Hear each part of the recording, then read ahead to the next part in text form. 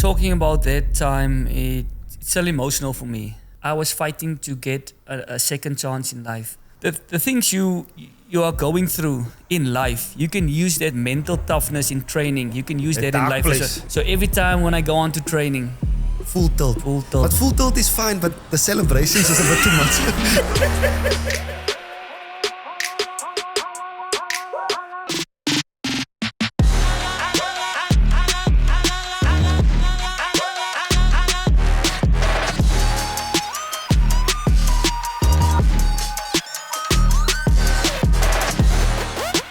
Ladies and gentlemen, boys and girls, welcome to the hottest podcast on the market, where we bring you rugby insights, the best personalities in the game of rugby. Guys, sit back. This is your favorite hour of your week, and welcome to the show that is supported by SuperSportBet. I am your one, your only, the short one, the round one. I am your co-host. I am Rudy Page, and next to me, I've got my partner in crime. JDJ in the house. Welcome to Festa. Hey. It's December time, in the building. Enjoy the party. Ding, ding, ding, ding. Put on your rocker shoes. Hey. Cape Town's number one. Here we go, partner. Exciting times. Hey, you good? Good to see you, eh? Partner, exciting times. It's December. South Africans, December. we just do festive, right? Okay? And on your number one rugby podcast, episode 73, we are gonna do this show just right. I want you guys really to be comfortable, because today is gonna be exciting. It's massive, yeah. Massive indeed, yeah. But are you good, eh? Been a good week? Been a busy week. You're all over the show.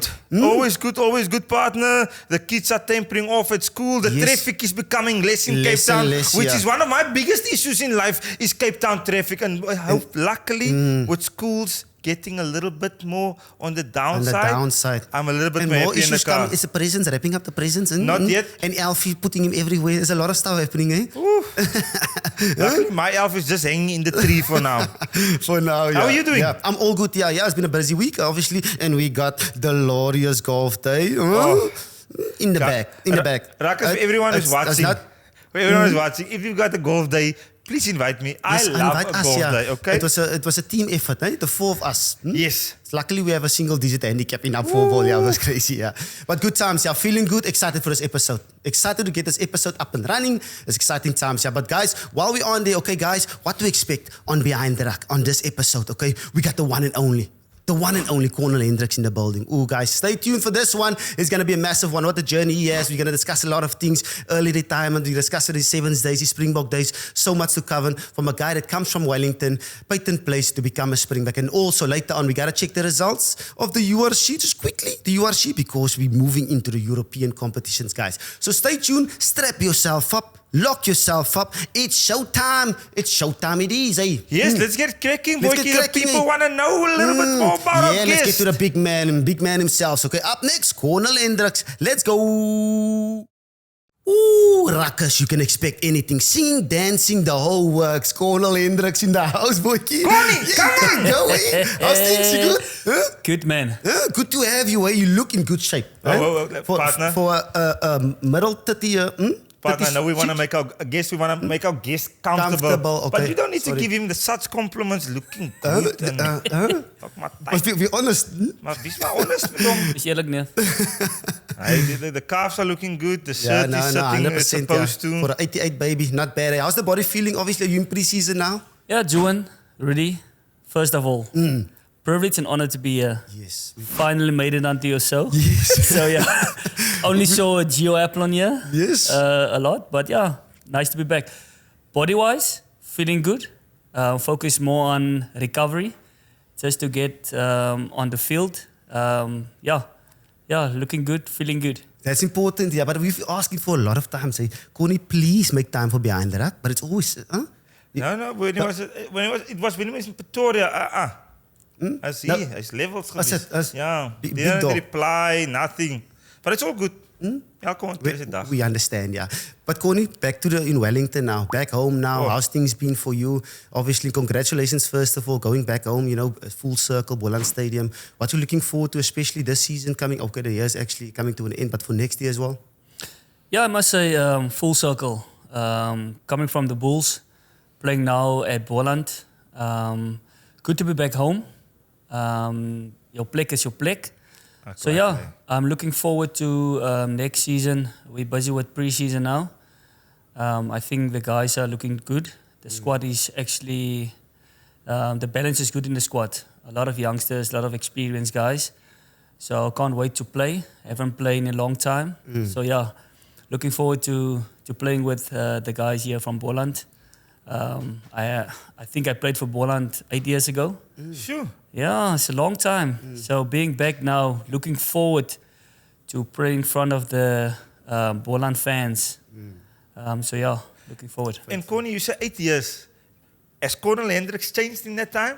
Is it just the body that has changed? You're still excited for rugby? Because when you left, you obviously taking on the world. Now you a veteran. You understand the game a lot better. You've reached a lot of highs. Has that 8 years, has there been a lot of development, a lot of change within Cornal, the rugby player and the person? Yeah, obviously my career started here at Boland Cavaliers. So everything happened for me. Before I took off to become a Springbok, Nice. yeah, my career started here at Boland. Yeah, a lot of things have changed. I think I developed into a good leader, going to different teams and playing under different coaches. I think my leadership skills developed. And yeah, they say I got slower, but I don't believe that. Don't Okay, believe nice. that. Don't believe the Yeah. megatrons, yeah. Yeah. And I think also the understanding of the game. By playing, I actually started my career at 13 here at Boland, moving into the 12th position. I think that made a lot of a difference in my career. Being closer to the ball, reading the game differently, putting in a lot of work. Spotting defense, carrying a lot, don't pass. Yeah. I always told myself I'll never play 12 because there's a lot of contact, you know. It's tough. Yeah, it's tough. And I think how the game evolved, I think a 12 position is more like a second fly-off. Yes. Using your feet, communicating to your forwards, putting guys into the right positions. Yes. I think I've learned a lot. Now I can take all that information and everything I've learned through the years. I can actually put that into my game and actually carry that over to the next generation. Yeah, and let's speak about that years, What 2008 answer. to 2012, was it, when you were at Boland at the time, and you played Boland under 19 as well. Yeah. And in that time, starting at Boland, obviously it's different now to what Boland is today and what Boland is back then. And you played with some incredible players like Willie Leroux was there back in the days, you know, in the purple jerseys and all these boys. How was that time? How did that mold you into the 8 years, into where you are now? Yeah, I mean, that was a special time. I started my career at the Boland Academy with Coach Louis Koen. Yeah, I actually made my debut in 2009, I think, Currie Cup, when I used to play with the big dogs. I mean, Hilton Loberts. Oh, yes. I think he came from the Stormers or the Bulls. Yes. For Yeah, Dewey Swartboy, all that. Did Bola still play back then? No, the Bola was also in and out. No, Bola came in 2011. Okay. Yeah. But yeah, that playing with the older guys, I mean, the league or the rugby league was so much older back then. And as a youngster coming after school, playing club rugby, I mean, that made me even tougher as a youngster to play with all the other guys. And when Lofi Elof came in 2011, playing with Vali, and me and Vali started in the academy the same year, and playing with him and Elgo Watts and that guy, Jacqueline Johnson. Yes, see. That was good times. I mean, we had a brand that we played, running rugby. And we had exciting guys like PJ from Milan, all the guys, Zandre Odan. So it was a good time for me. In the academy, did you play club rugby before you actually started playing for Boland, or was it straight from the academy into the Boland? Yeah, and studies and stuff as well. Wow. Why the Academy's partner like- being... No, I'm asking, because it's always connected, isn't it? I started playing club rugby first in 2006. I was still in matric. Then I played for Roses United first team. Okay, nice. So- Name drop, I like it. Yeah. So I never thought about studying. Yeah, I wanted to become a doctor, law, you know. But we all go But in the that same never direction. happened. And straight after Roses, they picked me to go to the academy. Then I started the academy, I think 2007, 2008. And we all lived in the famous J.K. Abrams house, the rugby house. Yes, so, yes. Yeah. And the guy who spotted you at Roses, who was that? That took you to the J.K. Abrams house? Yeah, I think when I started at Rhodes United, Jaquan Johnson and Earl Lewis at the time, they've played under 19 at Boland.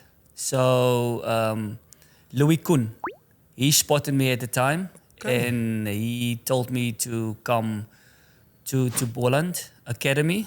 And you know, it was a lot of money that time. I think it was 60 grand to pay for your academy fee involved. Okay. Yeah, so I didn't have the amount of money because I had a single mother that raised us. So there was something worked out. So I could Massive join the opportunity, academy. yeah. So Louis Kuhn spotted me and he brought me to the academy. And the thing, what was Cornal Hendricks good at in matric? Was it pace? What made you stand out? I think it was It always... is way nie, man. I think it was my hard work. Okay. And also Work rate, my work rate and obviously my ability to spot a gap. And when I hit that gap, Oh, power. it's power. Space and power. Ek praat van pace, ek praat van no turning back. Is oor 'n plat. Ek sien net 4 lyners, 2 Schiet je lyners. uit in de corner, ja. Skiet uit in die corner. It's altyd, Okay. But it's like to have like a little bit of a throwback with you, especially because I'm from Wellington as well, and we stayed like a couple of kilometers away from each other. I mean, we all know where you grow up. You grow up in Peyton Place, and that's an area which is it's underprivileged in a way for Springboks to come from that area. How did you dealt with the challenges, going through growing up in the Peyton Place? How did that mold you in the person you are today and the challenges you faced to become that Springbok? I mean, Juan, you've also grown up in the Peyton. You know the environment and stuff like that. That's why I always tell the guys who's coming from disadvantaged areas to always go back, just to be around the kids there and just to have a little bit of fun with them, so that their heroes are not too far away from them. Yeah. I like that. And also just to give back, and that's my mother also always told us, it doesn't matter where you come from, it's where you're heading. And I've put all that circumstances, the way we grew up in the certain place, to use that to my advantage, to motivate me to be better, And I've always told myself, if I make it, I will always come back to tell my story to the kids. And when I always came back from tour, doesn't matter who I played for, just to spend that 10, 15 minutes with the kids in the streets to play a little bit of touch rugby and just to connect with the kids, so that they can feel I'm part of the community. Yes, so that was important for me. So I can see the same vision as you as well, because you also were the kid like a couple of years ago playing in the streets, because that's where we all started. I mean, Cheston Colby said it as well. His stepping and stuff actually started in the streets, and the streets are important for the growth of a person. Yeah. I can remember it was matric, end of year exams. My mother always used to prepare nice food for me. And when she looked for me, I would climb through the window. Yeah, to go play touch rugby. You must be at home before 7 lunch starts. Yes, It's yes. the lights. The street lights, Because I was always the tallest. And before we need to go, I will always tell the guys, just put it up and under. Yeah. I will get that ball from the air. And I know the guys are sort around me, put up and under in. I will get that ball out of the air. And it wasn't we didn't that Gilbert balls. It was the Fiesta juice bottle with grass. 100%. Just say. With the grass in 100%. fucking plastic bottle. And then we play touchies. Play touches. It was simple back in the day. Yeah. And Connie, what school did you go to? Because I'm not from the Peyton. Okay. My primary school, I went to Wellington Primary. Okay. And Bergrivier. That's the one that does also have the derby. Yeah. Veltevrede versus Veltevrede, Bergrivier, yeah. So I went to Bergrivier and Wellington Primary. Because we faced off a lot against each other. Because we're 88 babies. I'm basically 3 years older than him. I'm Ovuta, so he must have respect for the 88 baby. Yeah. But yeah, I mean, we grew up, I went to Huguenot, and as always Huguenot, Bergrivier and Veltevrede, the 3 high schools in and around Wellington, and we played each other a lot of the time. And we call it Wellington back in the day. Can be hard in Wellington. Yeah, 100%. I remember we played against Huguenot on Vegkoppie. So, Vegkoppie. yeah, vegkoppie. And what was the score? 42-12? Of what? Nah, brother, I think we didn't finish that game. Connie, there's something you just said now that I like a lot is when you said you use what you went through to drive you for work rate. What factors motivated you to work so hard so that you are the change for the little kids that are currently in the street? Yeah, Rudy, I must be honest. When I went on trial for the sevens, my mom is my everything. You know, she's my biggest supporter. You all will agree with that. And one morning, we just had a conversation, me and my mom. And when I went back to my room, before I left for Stellenbosch, I heard my mom cry. And when I went back in the kitchen, I asked her, why are you crying, Mom? And she told me, son, we're struggling a little bit. And you never want your mom to be emotional about stuff like that. Yeah. And that was the main reason for my motivation to do good in life. To never see my mom cry again. To give my family a better life at the end of the day. And every time when I step on the training field or playing field, I use that face that I saw that day to motivate me to give my mom, the rest of my family, a better life at the end of the day. And that's the same story that I want to tell the youngsters out there. There's a lot of things happening in the community, you know, negative stuff. But find something that can drive you to use that into a positive way to move forward in the end of the day. So that you also can be successful. It doesn't matter in sport or whatever. You can be a doctor, a lawyer, a teacher. So go out there and use that negativity. Work hard to believe in yourself and to use that to the driving force to become someone in life. Yeah, and when you set your goals as well, you have to be patient as well. I mean, you're patient. You didn't play any colors with Crane Week and stuff like that when you were at school and even after. You only bloomed a bit later when you came to Super Rugby and stuff. I think you were 23 or 24 at the stage. You got to be patient as well. And once you don't tick the first goals, you got to keep working because the opportunities and stuff will come. Yeah, 100%, Juan. I mean, to use you for example, I mean, you were the first out of our community to become a Springbok. When you went to the Stormers, I know I was so motivated because I always saw myself in the same type of class or the same environment where you came from. You know, you inspire a lot of us to be where you were at the time. And when you became a Stormer, as you know, all of us who played for Boland, coming out of the Peyton, we want to play for the Stormers, and you've made it, you know. It's a possibility, and you always came back to us. And I remember the time you drive a lekker bakkie. That inspired us. Because we used to walk. Bakkie, man. What was the bakkie? What bakkie was it? Bakkie. No, I think it was a lekker bakkie. I think it was a Amarok, I think. Is it? Okay. It was a course bakkie. No. Because we used to walk, taking the taxi to the training field, and Juan made it. Yeah. And he always came back.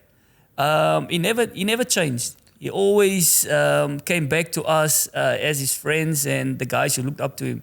And that was inspiring for us. Nice. I like it, boykie, huh? Bakkies, man, bakkies in the Wellington. That was privileged enough, man. Because I started my career a little bit earlier. I was like 22 years old when I started playing for the Stormers and stuff. And I mean, like I always said, we come from the similar environment, but opportunities, I had a little bit more opportunities because of what school I came from and the opportunities the schools and stuff gave you a little bit than what BR actually gave you. So that's why it's very inspiring for me as well. We speak about this in the old days, but it's inspiring as well what you achieved as well. Coming from Bergrivier, coming from Peyton Place, becoming a Springbok, you know, having this opportunity to have all this success around you. So it's special. But then, Connie, talking about opportunities, right? The opportunities at the sevens.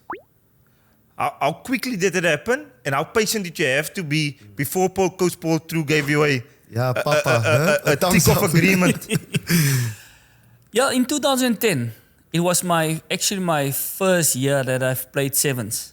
I remember we went to what was the tournament here in Cape Town?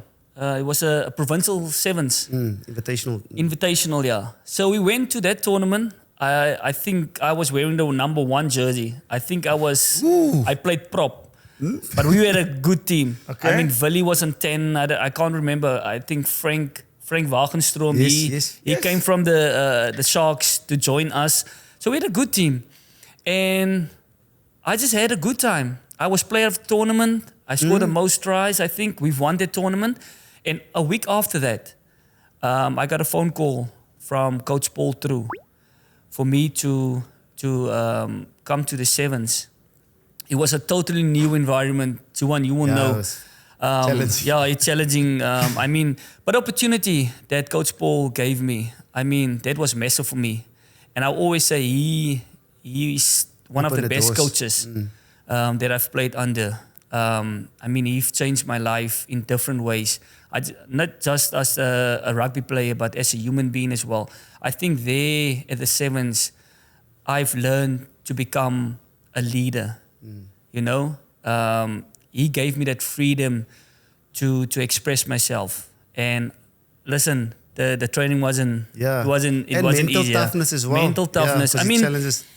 the things you are going through in life, you can use that same. I mean, that mental toughness in training. You can use that in life as a dark place. He took you to the dark place. I mean, the discipline, the mentality to work hard.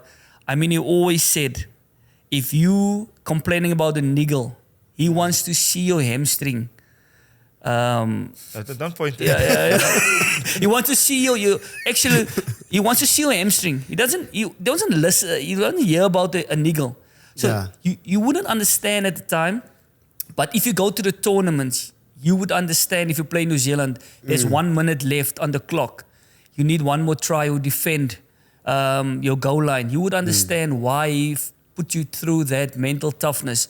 So yeah, I must give credit to Coach Paul. He actually shaped me into a great human being and actually into a great rugby player as well. Fantastic rugby player. Partner, my golf partner. Just so Ruckus, just so you guys understand the context. He's actually my golf partner. 100%. Yeah, but fantastic. Like you were like when I watched you play sevens, the first part that I loved is you never played with doubt. Like when you got the ball and you want to take someone on, there wasn't doubt. Full out. Should I not? How did you start that where you took people on the outside? If you took them across, you stepped them on the inside. You were physical. You were defensively really good. How did you mold that player into becoming what was a brilliant sevens rugby player? All out training center. Trainings full out. We actually spoke about that. Yeah, 100%. Episode. 100%. But once again, Rudy, I think it all starts at the coach. The belief that he put into me as a player, you know, giving me that freedom. I remember once we had a one-on-one, me and Coach Paul, and he told me and I think Stephen Hunt was the best, tacklers in this game, but actually leg tacklers. Okay. A chop tackle. Yeah. And the conditioning that's going apart with of being part of your game. I mean, Alan Temple Jones, Juan will know that. And he told us one story about Juan as well. We call it the circle of death. The crescent that Juan sowed in that drill. We always done that drill during training.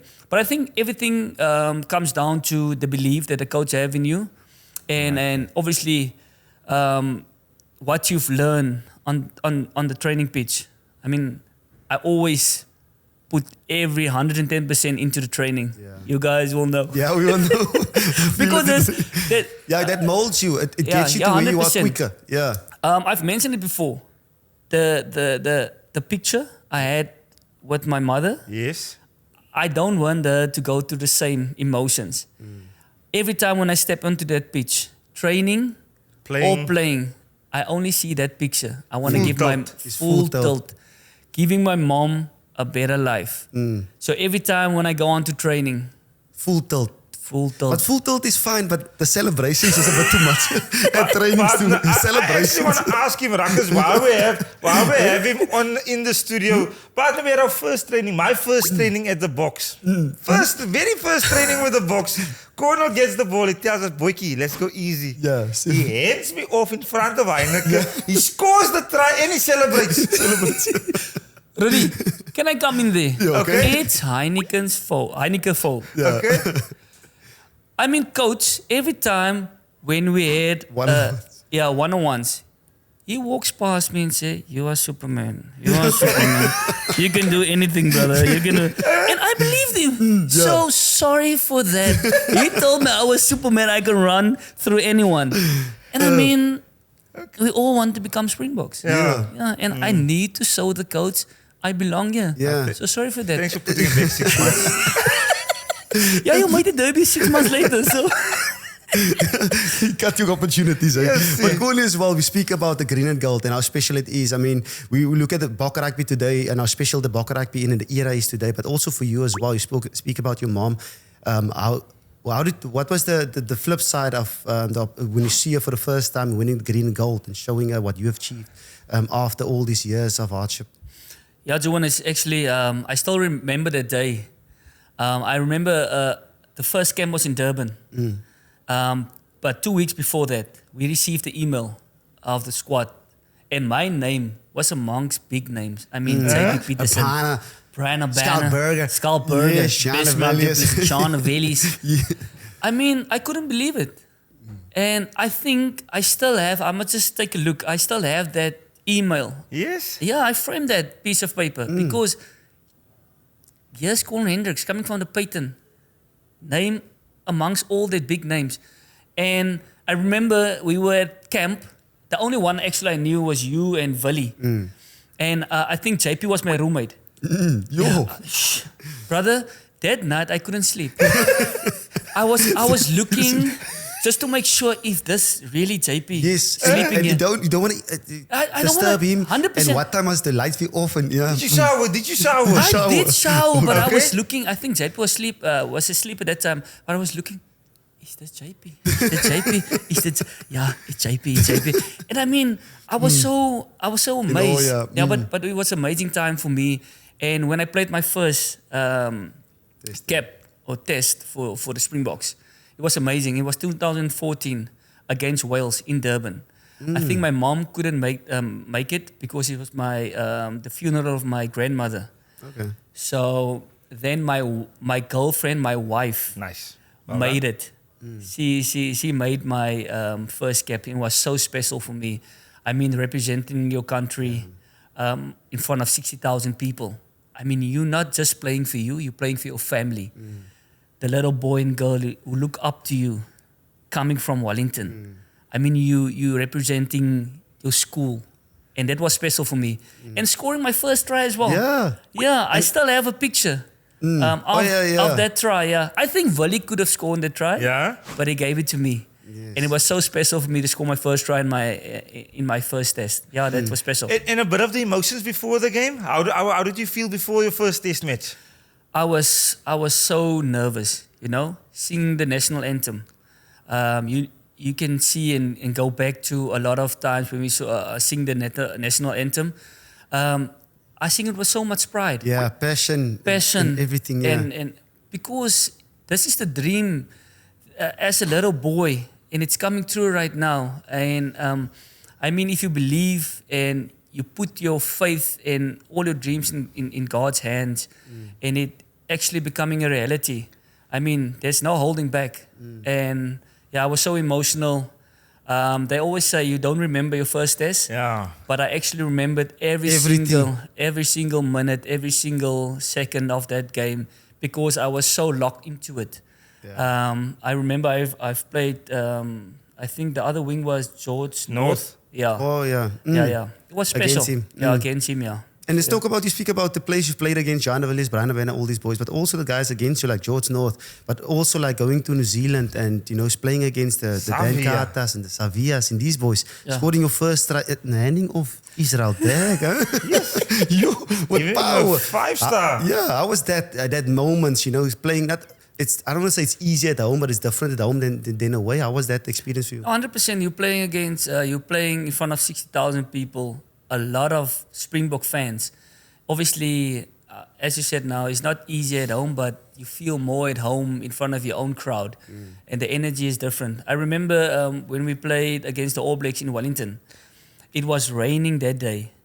I was sitting in the bus and I've told myself, listen, if you're not ready now, if you climb out of this bus, you will never be ready. And I remember we actually trained that move. I think it was Akker, who actually, what's his name? The captain of the Cheetahs. Adrian Strauss. Adrian Strauss. I think him and Victor actually came up with that move. And I just remember we ran that move. The only thing that I actually remembered, I was running inside of Polly. Yeah, Pollard. And you know, when I spotted the gap, Huis toe. as huis toe kinders. As huis toe, maar was huis toe. I actually look at the video afterwards. Then I saw it was Daggy that I was handing off there. And I think Aaron Smith, Yes. he was chasing him inside. But I didn't see him at the time. As huis toe. But that was a good experience. I remember family members calling me after the game. They said, awesome try. But yeah, it was special to score a try against New Zealand, in Wellington. So that was 11 special. caps, 5 tries. Not a bad record, Just to eh? correct there, 12 caps. Oh, 12 caps. Well done. Okay. Well done, it's Corny. Okay. It's in the detail, yeah. And Ruckus, I don't like giving him credit. We fight yeah, a we don't, lot. yeah. But one thing that Cornal Hendricks can do is finish. Okay, die klonk kan score. In the 4 lines, that on the golf course. Corny, your time at the Cheetahs. Prolific try scorer, super rugby. Did the Cheetahs rugby just suit you?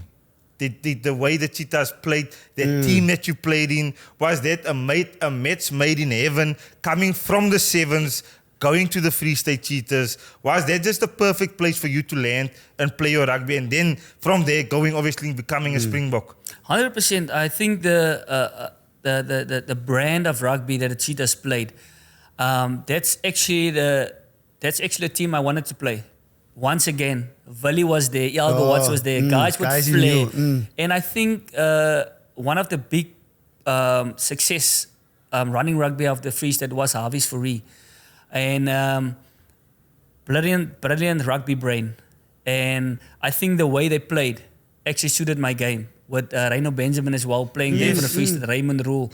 And I think I slotted in quite easily. Coming from the sevens, moving to the Free State, I think it was quite an easy transition from the sevens to the Free State, because the brand was running rugby, and also the way they've coached there to express yourself as a winger. And Corny, did you always, when you were at sevens, did you always wanted to move back to 15s? Was that always that curiosity that I want to play 15s when you played for the Blitzboks? Yeah, 100%. Because I don't think you can make it out of the sevens to play for the Springboks. You need to play 15s or Super Rugby to get selected for the Springboks. So when I moved to the sevens, I always knew I wanted to become a Springbok. It didn't happen when I played for Boland to go to a 15-a-side union like the Stormers or the Free State or the Bulls. So I went to the sevens first, and then the opportunity came to go play for the Free State, to be selected for the Springboks. So but to answer your question there, I always wanted to play for 15. Yeah. And while we talk about Cheetahs, obviously Super Rugby Days, we have a question obviously from one of our ruckers at insta.tabu. So he's just asking, do you miss Super Rugby? And if yes, why? And what was so special about Super Rugby? Yeah, I definitely miss Super Rugby. I mean, you all have experienced the traveling and stuff like that. I mean, I miss Australia. I mean, all the beaches. I mean, lying on the beach Tanning on the beach while in Australia, while playing rugby. Coogee Beach and Coogee Bondi Beach. Yes, 100%. yes. And just to experience New Zealand as well. I mean, a country with lovely people and all the food and stuff like that. And also to play against big names. I mean, if you go to Christchurch, you play against the Crusaders. You know, you play against Kieran Richie Reid, McCaw, Kieran Reid, Dan Carter. Sonny Bill, the Blues, the Hurricanes. Renner I mean, it's Ranger. tough. It's tough. Week in and week out is tough. There's no easy weeks. You think you're getting the bus this weekend. You're done. Then you're getting Renner Ranger the Yes. next weekend. Then it's Henry Spade. Then it's Henry Spade. You know, it never stops. Yeah, it was week in and week out. But you can actually challenge yourself and just to see where you're at as a player. I mean, if you play against the Crusaders, the Blues, the Hurricanes, Highlanders, it's actually a taste of playing against the All Blacks, you know? And that's actually a way to put your hand up for selection for the Springboks as well. So I miss Super Rugby, yes, for the travelling and also playing against The best of the best. yeah. It's just a special memory. Corny, and obviously now we've celebrated your career that is still ongoing, that you've achieved all these things. But all three of us know throughout that journey there is tough times. Yeah. And I hope me asking this question that we can talk a little bit about that. End of 2015, early 2016, you obviously went through a tough time where you had to take a step out of rugby. How did you handle it and how was that for yourself experiencing it? Yeah, Rudy, talking about that time, it's still emotional for me. I think I've actually moved on from it, Okay. learned from it. But it was a tough time in 2015. I can remember I've just signed a new deal with the Stormers. Yeah. I was so excited to come back to Cape Town, play in front of the home crowd, Newlands faithful, Yeah. with Juan and everybody. And I think we just prepared for Olympics, yeah. the Olympics. Yeah. And I just received the bad news. I went for medical scans and stuff like that. And the one doctor told me, I remember it was on a Friday. I was going back to Wellington. We were all full for the weekend, starting on Monday again. And we're going for different testing and stuff like that. And the one doctor told me, my rugby career is over. And I was like, Doc, no, man. Where's Leon's sister? This must be a joke. But yeah, I immediately panic. And I mean, what is this doctor talking about? But yeah, I mean, it was a tough time for me to hear that news at a time. I was still living in Stellenbosch, starting my career now at the Stormers, hearing this setback and this bad news. I mean, every single day was tough for me. I mean, went to bed, cry myself to sleep, waking up the next morning, feeling emotional again. I mean, rugby is the only thing I knew at the time. And one day, I just decided to pray and ask the Lord, listen, God, if you want me to play rugby again, give me a sign. If you don't want to let me play rugby again, it's fine. But just take this emotional pain away, because I can't deal with this emotional pain. Because every time when I watch rugby, it's tough. You know? And then I went for another testing and they actually cleared me. But every time when I make progress to go to a team, another setback, you know? And how do I stay motivated? You know, every day I must wake up, have the clearance that I can play rugby again, go out. How do I motivate myself? Then I actually told myself, listen, don't worry. Next month, the Springbok coach gonna call you. That's the motivation I used. And obviously my faith. I mean, if I didn't know the Lord at the time, I would have been now an alcoholic, you know, maybe use some other stuff. But I kept my faith and I kept on moving forward. And I've lost a lot of stuff in life, you know. I've lost my Springbok contract. I lost a house. I lost my car. I lost a lot of stuff. But that's material stuff. And, you know, losing all the things in life, it made me a better person. And that I always I always actually use everything when I went through. I always told myself that can be my testimony one day, you know? Yeah. Losing all that stuff. I mean, it's material things and stuff, but once again, I was fighting to get a second chance in life. And it took me 3 years to get a chance again. Sure. And who gave you that chance, that second chance?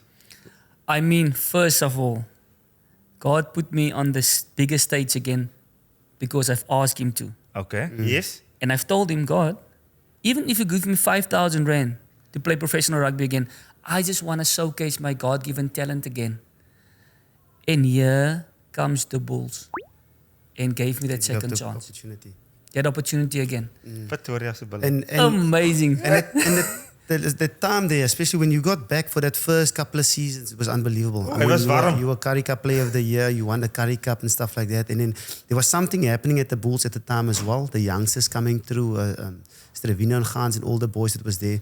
How was it, not only on the field, but off the field as well, at the Bulls, during that time, supporting you, knowing that, gee whiz, I'm getting a second chance now, but also I need environment for me to be my best. Yeah, 100%. And I think the Bulls went out of the way to give me actually a second chance because they took that gamble and said, listen, we've got everything sorted. They gave me a chance. And I mean, I must give credit to every single person there at the Bulls, especially Jake, you know. He came into the Bulls setup and he told me, I'm going to make you a 12.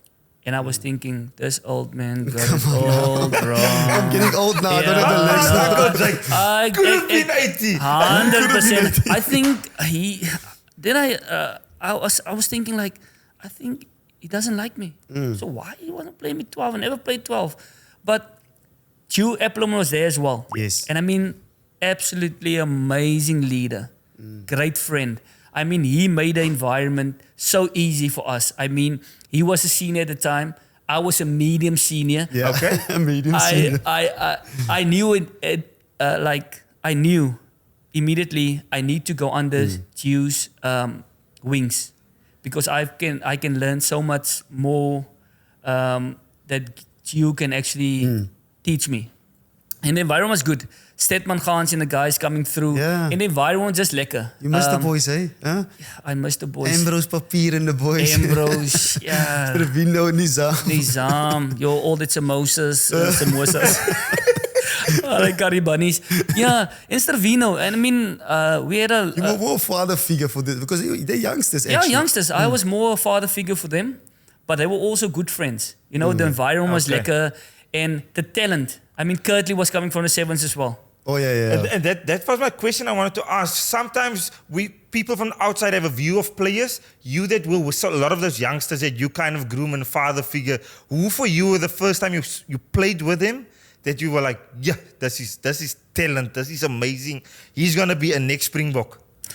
I must say, Kurtley, when he came from the sevens, knew immediately. Great talent, easy guy.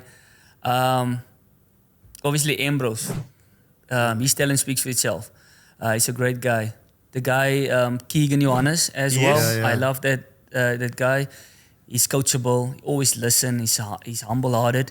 And obviously, Stedman. Yes, great guy. I mean, me and him got an amazing season together. 12, 13. Yeah, 2 seasons before he got injured and went back to the sevens as well. So yeah. And I mean, the youngster that I'm rooting for now, that actually I personally think he will become a Springbok sooner or later, is Ravino Jacobs. I mean, that lighty's got a lot of talent. I mean, he's got a educated boot on him. Left. Yeah, he's strong. Very aggressive, can tackle, he can run hard. We always said to him, brother, just ran a shoulder down today. Can you do that for me? Corner? I got just you. give me the ball. Okay. Give the ball in training as well. Give the ball. I hardloopie pere pop. And it's got an advantage as well. It's got a long chin. Yeah. Corny? Yeah. Growing up a Stormers fan? Right Obviously, now, Cornal man. sitting here. Why? Are you a Stormers or a Bulls fan? Why is he putting you on the spot like that? Quickly. Brother, Bulls forever. You know that. Bulls forever, bro. Just think about, when you were 19, 18. Come on, Pretoria. Corny, thank you. Pretoria, man. Loftus, man. Thank you, Corny, for Yes, very sir. much for making the time. I know you're busy now. It's SA Cup time for next year. You got all these challenges going on. You got a lot on your plate. Your family. Hey, it's another one. Another one in the oven. Baby Father mama. figure. Yeah. Thank you for making the time. Busy lad. On socials as well, Yeah. dancing and singing as well. We might have a 1-2 later on. But thank you very much for making the time. It's always nice to see you, and all the best for the next journey ahead. Yeah. Juan, Rudy, thank you so much for having me here on the show. As I've mentioned, it's a privilege and honor for me to be here. And yeah, I just want to thank my wife as well. I mean, yes. and my Support. kids. They've Supporting. been amazing for the 7 years being in Pretoria, adapting, moving. I know I've been moving now for probably 8 times. Now back in Wellington again. I mean, my wife is amazing. Gonna give birth now to our second son. Yes, So congrats, now, yeah. thank you so much. I'm gonna be You're soccer dad now. a daddy of 3. Daddy So Yankee. if there's any sponsors for like a van, a bigger car for me, We'll get you that, yeah, it man. will be much appreciated. But yeah, wife, family, thanks for the support. I think they were amazing. But back at Boland now, looking forward to the year ahead. I like that. And thank you guys, man, for your Yes. podcast. I think this is an amazing platform for the guys to just come have a lekker time and share their stories. share their views. stories and I mean fun. Yeah, have fun. Have fun, yeah. Next time I'll have a packet of Simba chips or Doritos for you. I don't eat that. I only eat broccoli and chicken breast. Thank you guys, appreciate Yeah, it. Thank thanks, you, Cornal, Cornal. for making the time. Hey guys, that's Cornal Hendricks, and stay tuned for what's next. Come on. I got the recipe. Swag is so fierce, is the language I speak. Unmatched confidence, my power, my peak. No crown needed. My presence, it reigns in the world of swag. I break the chains with each step I take. I redefine cool. Others try to mimic, but I'm the true jewel. When the world of followers, I lead the show. Confidence, swagged out, watch me glow.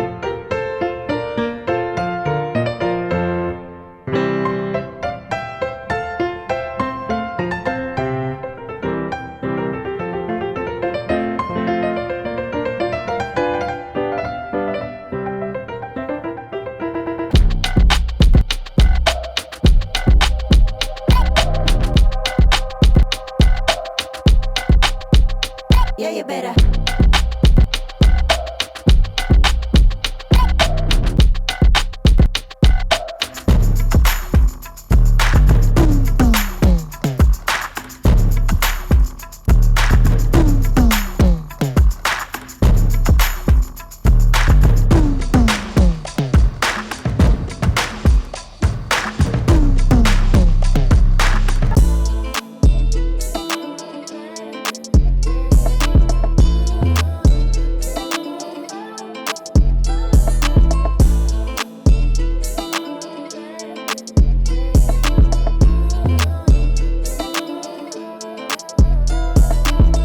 Incredible. Just Fantastic. fantastic to catch up to a guy that actually we grew up together, same age, same month. But the story is incredible. I mean, he needs his own chasing to the sun. Chasing the sun of the Cornal Hendricks, the stuff he went through, I mean, the tough times, but even the good times as well. I mean, he scoped him in a massive way, but it's really like to catch up with him. What a funny guy, yeah? Oh, what an entertainer. Yeah. He is a pure entertainer Yeah. on and off the field. And I'm really happy we celebrate his career Yes. in the right manner. Because what he's achieved and how he came back from adversity has been nothing short of excellent. And I think Boland is lucky to have him. He's really lucky to have a player Fantastic, like yeah. Cornal Hendricks to help the youngsters and the community of the Boland region. The circle of life, yeah, and the stuff he spoke about, always coming back to his hometown, helping the kids in the street. I mean, he's probably done it at the Bulls with his time over there, and he's probably going to do it in Boland. So, Boland in good hands, and I mean, Abi's in the Boland system with him there. It's going to be in good hands, but also funny and enjoyable. Because he brings the energy. He brings does, the energy definitely on and off the does. field. Yeah. But getting straight into rugby, there's a lot of rugby that actually happened this past weekend. But let's cover the URC. Okay, there's a couple of URC games that was last weekend. And the big one was actually looking at the URC is the Stormers and the Sharks one. What a nail biter till the end. Incredible game that was. But partner, it's Investec Champions Cup. It's European big time. It's European Big time. We've been time. waiting for a very long time, and the boys are coming up. Let's take it all in. It's that moment to take it all in. Let's go. Ooh. Beauty. The Indeed. big leagues is The out. big leagues, eh? And like we said, so there's a couple of big games coming up, especially for us. But let's explain to the ruckers what's going on. It looks like they're still a bit confused because then it's URC, then it's Investec Champions Cup. But and it's all not just them that are confused. I am also confused this time of the year. We have 1 week where it's Autumn Nation Series, then it's the URC, and then all of a sudden, like this, is like a thingy. That where you go at the hotel. Now it's all of a sudden Investec Champions Cup, EPRC. But guys, But how let's it works discuss is it. okay. Nice and simple. Let's stay with me. Listen carefully, as our ex-president said back then. listen carefully. Yeah. So it's 24 clubs that makes up the Investec Champions Cup. It's 63 matches altogether in the Investec Champions Cup. Top 8 of each league qualified to make up the Investec Champions Cup. It's 4 leagues. Top 8 of each of the 4 leagues makes up the Investec Champions Cup. How does the Investec Champions Cup work? Okay, there's 4 pools. The 4 pools consist of 6 teams each. Listen carefully again. 4 pools, 6 teams each in the 4 pools, okay? And out of that pools, okay, the top 4 will qualify for the knockout stages. You still Quarterfinal. with me? Top 16, quarterfinals. You still with me? Yes, with you. That's the Investec Champions Cup, okay? For the next 2 weeks, we're going to have Investec Champions Cup Rugby. This is the time that we have to put on our seatbelt. We're going to have to focus because we might get the competitions crossed that we think we're in the URC, but the Investec Champions Cup is happening and the other way around. 100%, Focus, Ruckus. This week, Investec Champions Cup is like the UEFA Champions League. It's the big leagues. It's the big leagues, yeah. So 2 competitions, guys, Investec Champions Cup, but also the Challenge Cup as well. And that's on the 23rd and 24th of May in Cardiff, okay, in Wales. The final will happen there, guys, so stay tuned, okay? The Sharkies got the Challenge Cup last year, okay? And to lose, not to win, but to lose, okay? Got it last year when it comes to Investec Champions Cup. But this year, okay, we won it back-to-back with South African teams, yeah, so stay tuned. So incredible stuff, but also there's fixtures coming up, and the big boys are coming to South Africa. And if we look at round 1 of the Investec Champions Cup, on Saturday, the 7th of December at 3 o'clock, we got the Sharkies versus Exeter. Straight after, Stormers versus the Toulon boys, the big boys. And that one is in Geberta. Okay, guys? That's in Geberta.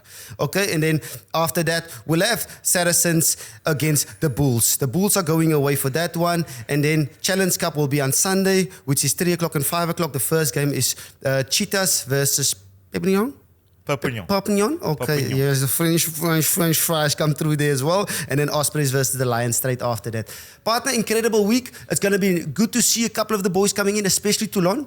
A wild old engine team. Obviously, we have exceptional the past years with the Brian Abena and the Johnny Wilkinsons that got a couple of trophies. That was long ago, That was long ago, yeah. They're a different team. They still got Dan Bigger coming, talking. He's got something to say about South Africans. Let's go quickly to Sharks and Exeter. Thoughts on that? Where the Sharks is at the moment? No, I think the Sharks will be dominant against Exeter Chiefs at home.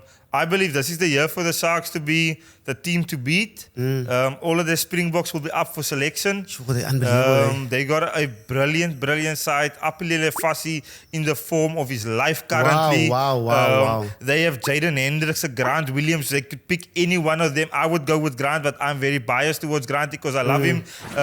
Sia Masuku playing good rugby. Jordan Hendricks. Look, I can go through the whole team of the Sharks. Masuka, don't miss. And I just don't think Exeter Chiefs can handle that amount of strength in one team. Yeah, if you look at the balance, obviously the boys, this squad has been together for a long time, especially last season as well, but they didn't connect and gel that much. But now it looks like everything is just clicking.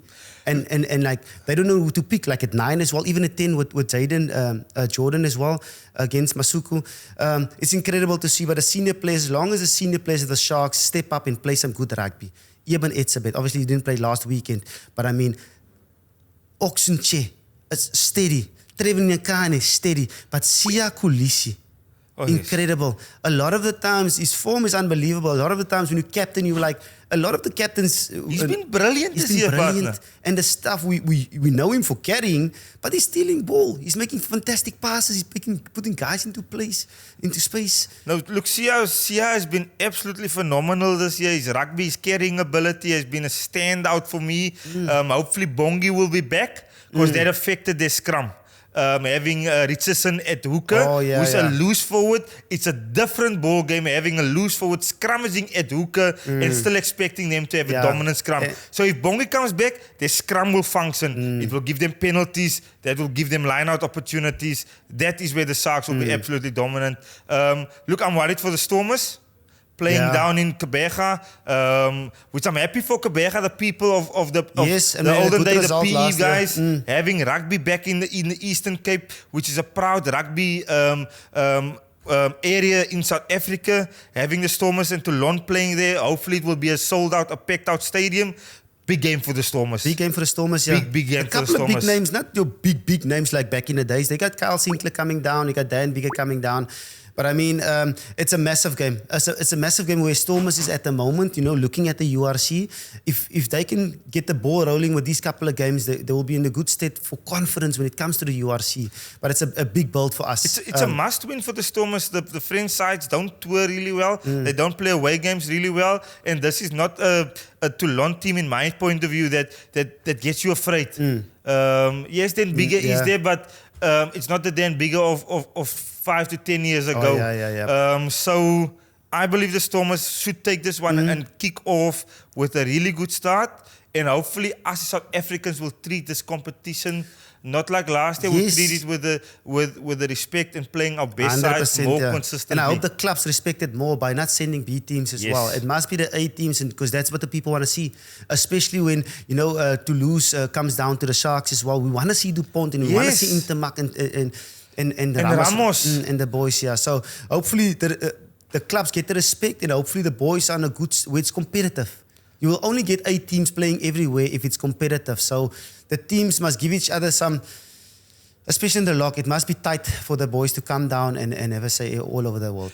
And Ruckus, the two of us, we're going to go out of our way to get people on the show that will explain the history and what goes along with this Investec Champions Cup a little bit better for all of our South Africans, so we can understand and buy into this, what is for me probably one of the best club rugby competitions in the world. So we're going to go out of our way to educate all of us, not just you ourselves as well, to the history of this prestigious competition. And hopefully a South African team will win it rather sooner than later, and we can have another trophy in our cabinet right here in Mzansi. This is your home of champions. Mzansi for sure. Mzansi for sure. The hottest podcast. They know it's summer and it's heating up. Yeah, what an incredible episode, Paige.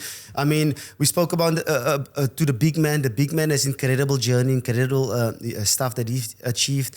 But it's just lekker to catch up with the big man. And I can't wait. And partner Ruckus, the reason why we can have this show and why we can showcase Cornal Hendricks' life like the way we did is because we have people in our boat that makes this possible. We have SuperSportBet, who is our proud sponsor and a proud partner, SuperSportBet. We also have Ticket Pro for all your ticket needs that is on board Behind the Ruck. Go to their website, purchase your tickets from Ticket Pro. There's a lot of exciting events happening throughout the festive season in South Africa. So make sure you click the link below in our description. Go to Ticket Pro and check out their website for all your ticket needs. Please, guys, support them because they support us. And smash the subscribe button. Smash the subscribe button, okay? And you sure about Behind the Ruck. So, guys, our audio sponsor in the building, the one and only Planet World. Thank you very much. Yeah, but it's Ruckus. It's time to like, share, and subscribe. Okay, it's important to like, share, and subscribe. Like my partner said, subscribe.